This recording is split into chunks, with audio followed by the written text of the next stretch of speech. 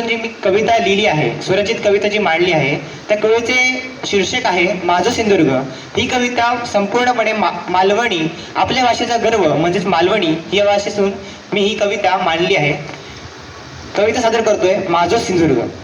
आंबे काजी फणसाण भरलं माझं सिंधुदुर्ग. आंबे काजी फणसाण भरलं माझं सिंधुदुर्ग. आमच्या वैभवशाली कोकणातलो ह्योच खरो स्वर्ग. आमच्या वैभवशाली कोकणातलो ह्योच खरो स्वर्ग. सिंधुदुर्ग म्हटल्यार आठवता तो देवगडचो हापूस आंबो. सिंधुदुर्ग म्हटल्यार आठवता तो देवगडचो हापूस आंबो. हय इल्यार पाहुणचाराक गावता आरावणारो लालो काळो कोंबो. हय इल्यार पाहुणचाराक मिळता आरावणारो लालो काळो कोंबो. उन्हाळ्यात काळीगोड करंदा गावतात रानातल्या माळाक. उन्हाळ्यात काळीगोड करंदा गावतात रानातल्या माळाक. आणि मिरगा खंय चढतात मासे आमच्या वाळाक. आणि मिरगा खंय चढतात मासे आमच्या वाळाक.